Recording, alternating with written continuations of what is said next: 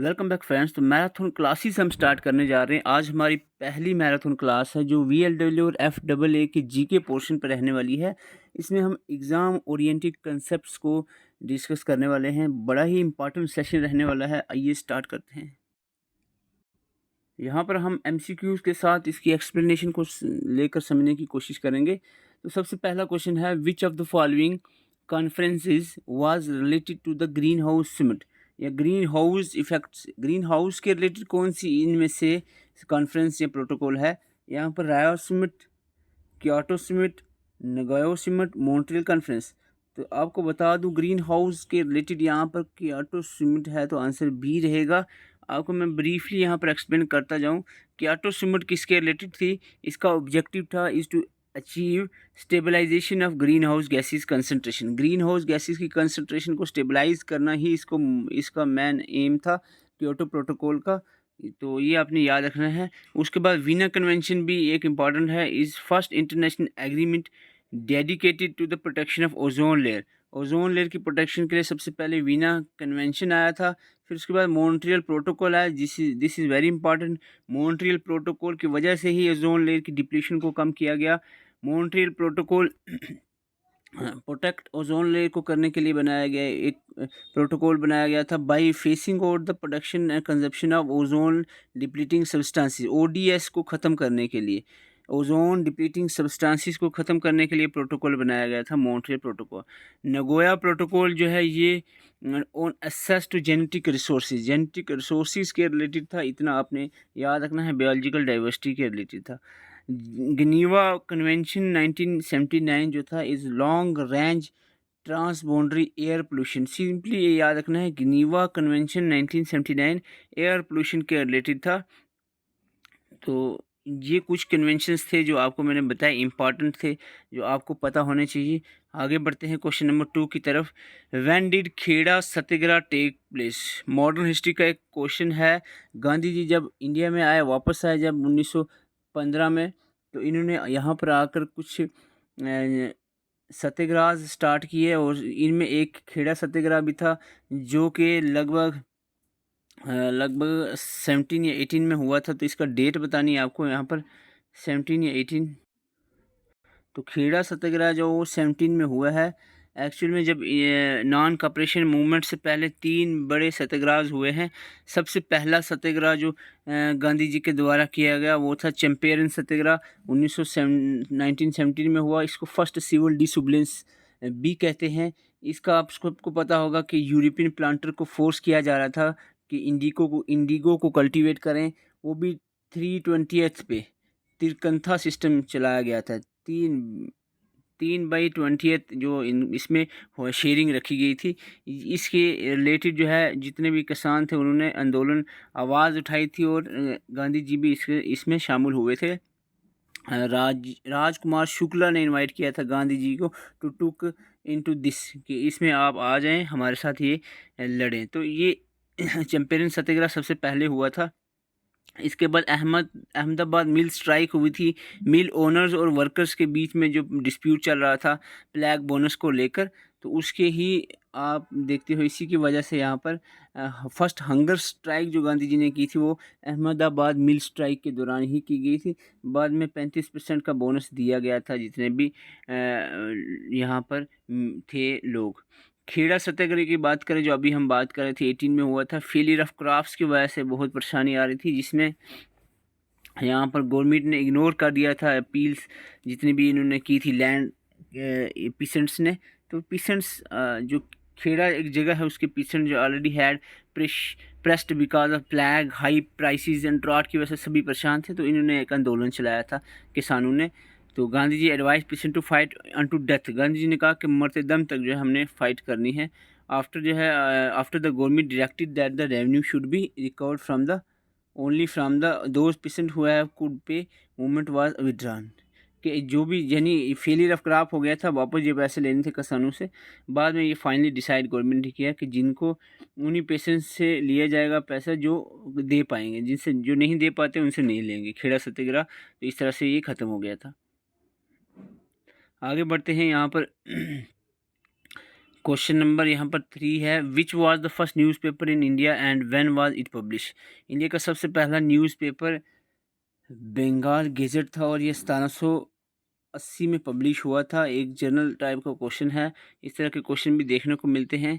तो ये हिस्ट्री से रिलेटेड भी है, मॉडर्न हिस्ट्री से रिलेटेड भी है। बंगाल गेजेट 1870 में रिलीज़ किया गया जेम्स ऑगस्ट हिक्की के द्वारा। इसके अलावा अगर हम बात करें, कुछ इम्पॉर्टेंट न्यूज़पेपर्स हैं जो आपको पता होने चाहिए, जिसमें हम यहाँ पर लेंगे मराठा और केसरी जो है ये इम्पॉर्टेंट है। बाल गंगाधर तिलक के द्वारा ये इसके फाउंडर थे। और इसके साथ साथ न्यू इंडिया, बहुत बार क्वेश्चन पूछा गया, न्यू इंडिया जो है ये new India newspaper, any Besant इसके फाउंडर थे। अल हिलाल की बात करें, मौलाना आज़ाद। यंग इंडियन हरिजन, वेरी इंपॉर्टेंट, यंग इंडिया और हरिजन जो है न्यूज़पेपर, इसके जो फाउंडर थे वो गांधी जी थे, महात्मा गांधी जी। तो ये चीज़ें आपने याद रखनी है। आइए आगे बढ़ते हैं। Question number 4, where is headquarter of south coast railway zone. जो साउथ कोस्ट रेलवे जोन है इसका headquarter, south coast railway zone का हेडक्वार्टर जो है वो कहाँ पर है। तो साउथ कोस्ट रेलवे हेडक्वार्टर जो है ये विशाखापट्टनम में है। तो ये चीज़ें आपने याद रखनी है। ट्रांसपोर्ट एंड कम्युनिकेशन से क्वेश्चन है। मैं आपको बता दूं रेलवे जोन्स और देयर हेडक्वार्टर्स। रेलवे जोन्स की बात करें तो ये रेलवे जोन सेंट्रल, सपोज ये इंडिया है, सेंट्रल में आ गया मुंबई, नॉर्थ में आ गया दिल्ली, साउथ में आ गया चेन्नई। रेलवे हेडक्वार्टर्स की बात करें, ईस्टर्न की बात करें कलकत्ता, और वेस्टर्न की बात करें, वेस्टर्न में भी मुंबई ही में आता है। तो ये आपने नॉर्थ ईस्ट साउथ वेस्ट देख लिया।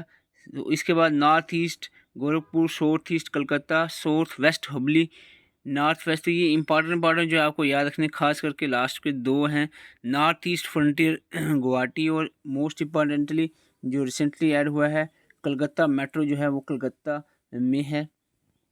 और इसके अलावा सुनने को आया कि 19 भी जो है इसमें ऐड हुआ है। इस पर गूगल आप ज़रूर सर्च करें कि इसके बाद 18 के बाद कोई और रेलवे है जोन जो है वो ऐड हुआ है कि नहीं, ये गूगल करें आप। Arrange the following events in chronological order. History के कुछ इवेंट्स हैं, क्रोनोलॉजिकल आर्डर सीक्वेंस में रखें इसको, डेट पहले से बाद की तरफ। तो चैंपियन जो है लगभग 1916 या 17 में हुआ, 17 रखते हैं। लॉन्चिंग ऑफ खिलाफत मूवमेंट 1919 में हुआ।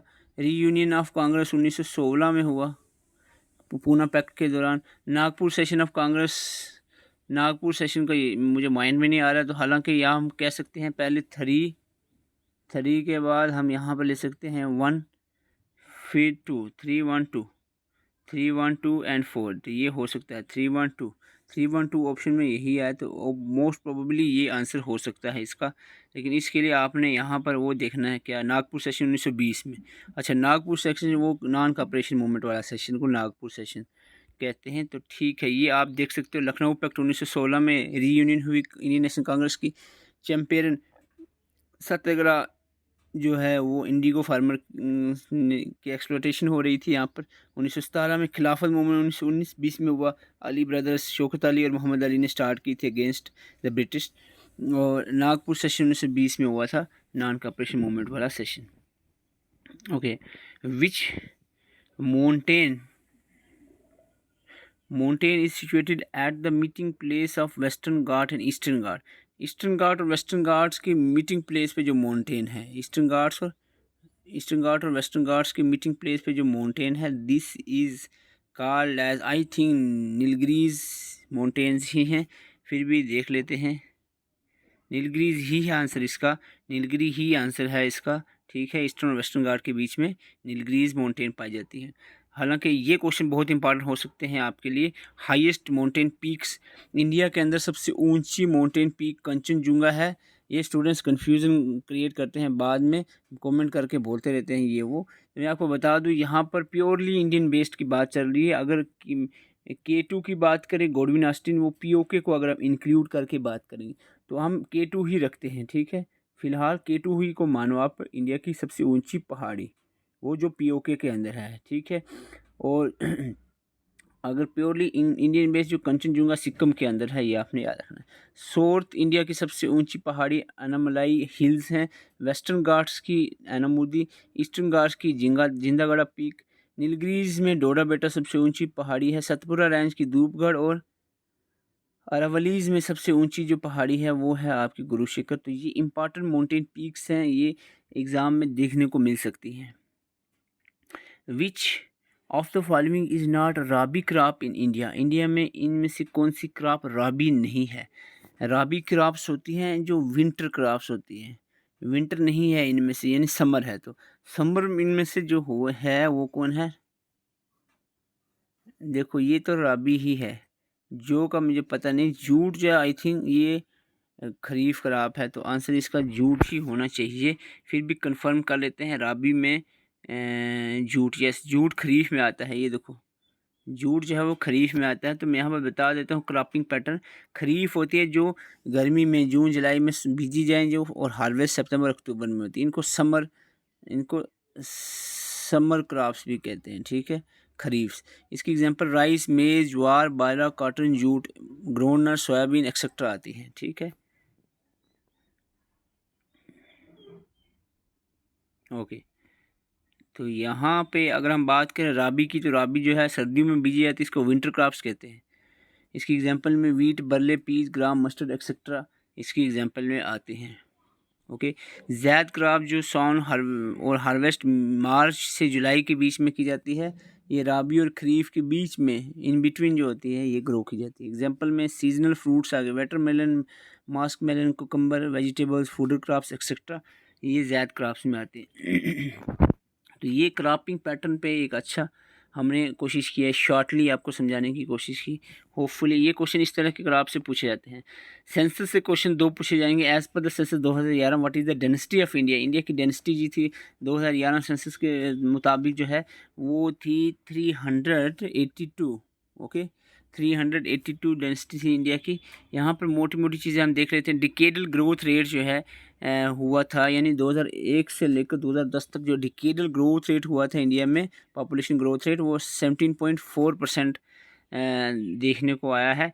डेंसिटी ऑफ पॉपुलेशन की बात करें 382 पर स्क्वायर किलोमीटर इंडिया की थी।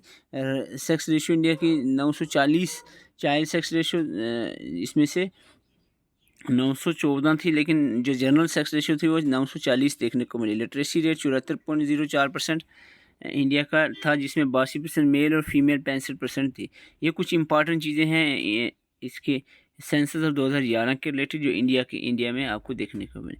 इसके अलावा स्टेट्स में आप देख सकते हो हाईएस्ट पॉपुलेशन डेंसिटी बिहार की थी 1106% पर स्क्वायर किलोमीटर, और लोवेस्ट डेंसिटी अरुणाचल प्रदेश, जिसमें सिर्फ 17% पर स्क्वायर किलोमीटर देखने को मिले। यूटी के हिसाब से हाईएस्ट पॉपुलेशन दिल्ली की और लीस्ट पॉपुलेशन लक्षद्वीप की थी। सेक्स रेशियो की बात करें, हाईएस्ट सेक्स रेशियो केरला में देखने को मिली 10 से 84 फीमेल्स पर 1000 मेल, और लोवेस्ट जो हरियाणा की सेक्स रेशियो थी जो कि 877 देखने को मिली है। इसके बाद चाइल्ड सेक्स रेशियो की बात करें, चाइल्ड सेक्स हाईएस्ट मिजोरम और लोवेस्ट अगेन हरियाणा, ठीक है। तो आगे बढ़ते हैं, यहाँ पर हम